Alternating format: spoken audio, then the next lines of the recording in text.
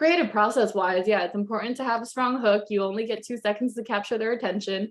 You want to have really good, valuable content that they actually care about.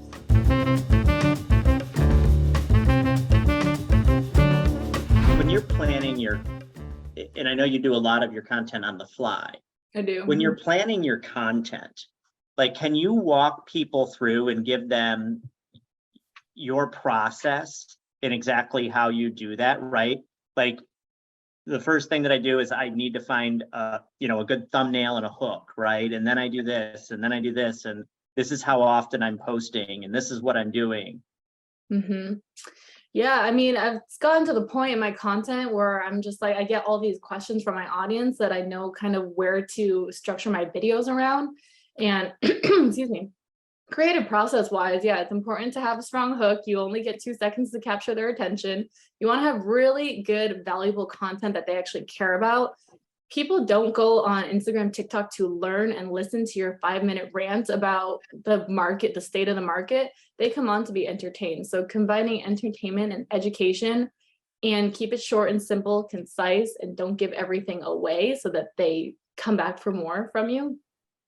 That is how I structure my videos. Like 30 to 45 seconds is a really good video.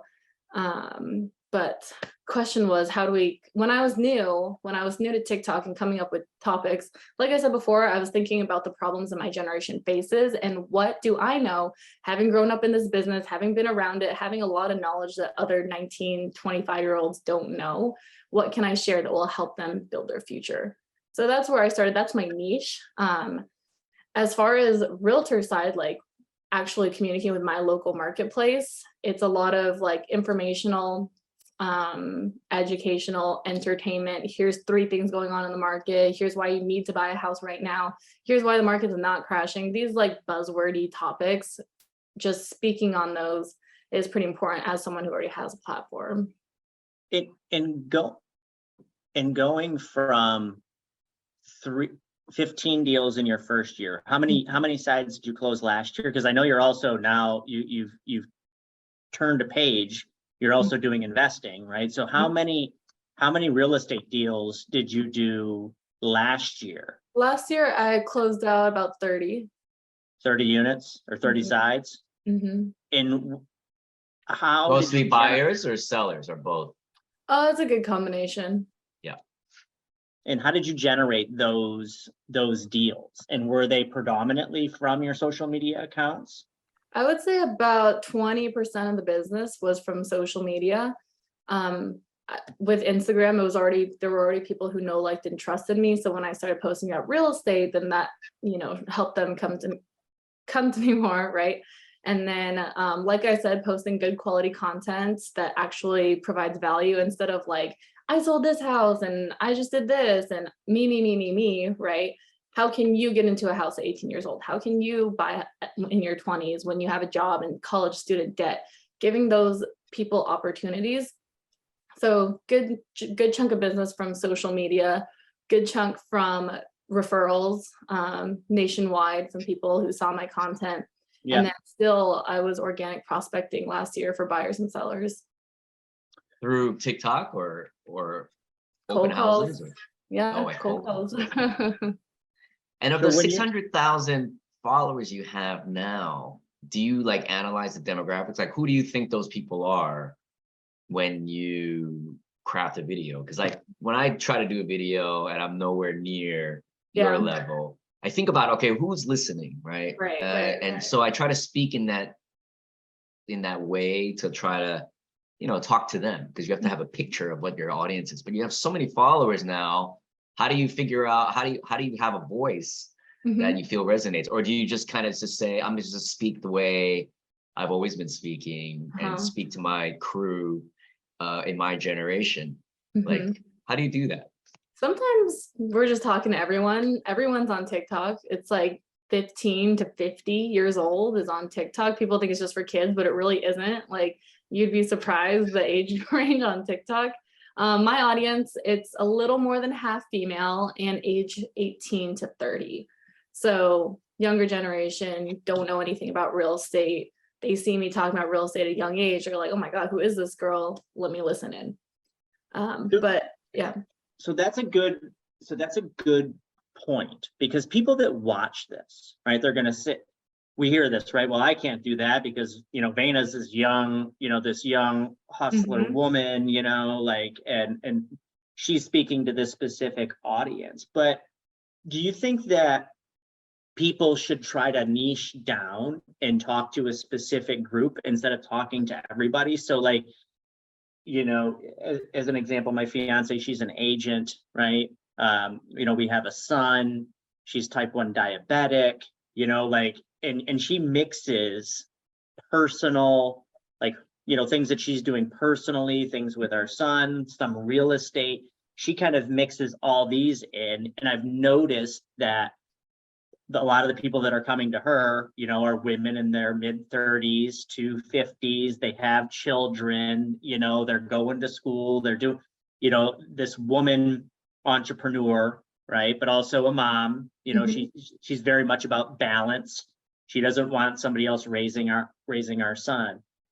Do you think that everybody should try to niche down and find the things that they're interested in, talk about those, and then talk to that group? Because I feel like everybody goes to an event and they're like, well, I got to cast this super wide net versus like throwing dynamite in a pond full of fish. What's your thoughts on that? Yeah, I hear what you're saying. So I really I'm a big proponent of mixing in personal and business. People want to know who you are. You're a real person. You're not just about this one thing. What are your interests, your hobbies? What else can I relate to you about besides the thing that I'm trying to do that you're doing? I'm not an algorithm expert, but my opinion is that you don't need to niche down on an audience, but you do niche down on a topic. So I think especially on TikTok, Instagram, you can do whatever you want. 50% personal, 50% business. TikTok, you want to be about one thing. So I'm all about real estate on TikTok, and whoever comes in and resonates with that content, they're going to stay. So I'm not trying to talk to one audience. I think that's a little bit of a mistake because you don't know who's going to take a big interest in what you're doing, and you might be surprised. Like I get people in their 40s and 50s sometimes commenting on my videos, and I don't need to just talk to Gen Z, but I do need to talk about real estate and building wealth at a young age, because that's my big thing. Because the parents of my audience are watching my videos and sending it to their kids too. So it's a little all over the place. Wow. So that's interesting, because you've chosen real estate as a general, right? As a generalized topic. It's not just about buying or selling, which is where we see a lot of people get stuck. And then it's like, well, this and this and this.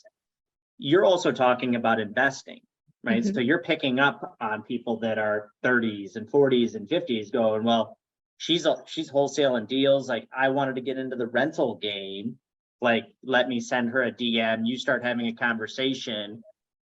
I kind of follow your guidance to, do my first like rental or fix and flip or your first burr, right? And then I'm like, well, you know what? I actually want to sell my house. I got a bunch of equity. I want to trade and also do another investment. Are you seeing that happen too now? Like, yeah, because absolutely. you've attracted people from the investing side, you're also now getting them on the buy and the sell side? Yeah, 100%. People see that I'm wholesaling or buying fixers or whatever it is. They'll send me their deals too that they have that they need to, sell and get dispositioned.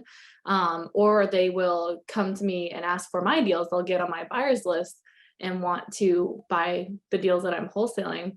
What's pretty cool too about TikTok is that the people, when they see me doing deals, they are coming to me in the research phase of buyers. So I've got a plenty long list of research phase buyers because, they're not ready yet. They don't have the credit yet. They don't have the employment yet, but they really want to get to where I'm going. So they will come to me and be like, hey, I'm not there yet, but can we just talk for 5 or 10 minutes about how I can get there and what I can do to get on the right path?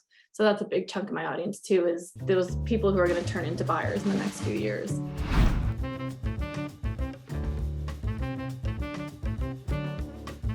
Want to keep getting tips? Hit the subscribe button as well. Thanks for watching, and we hope you get a lot out of this.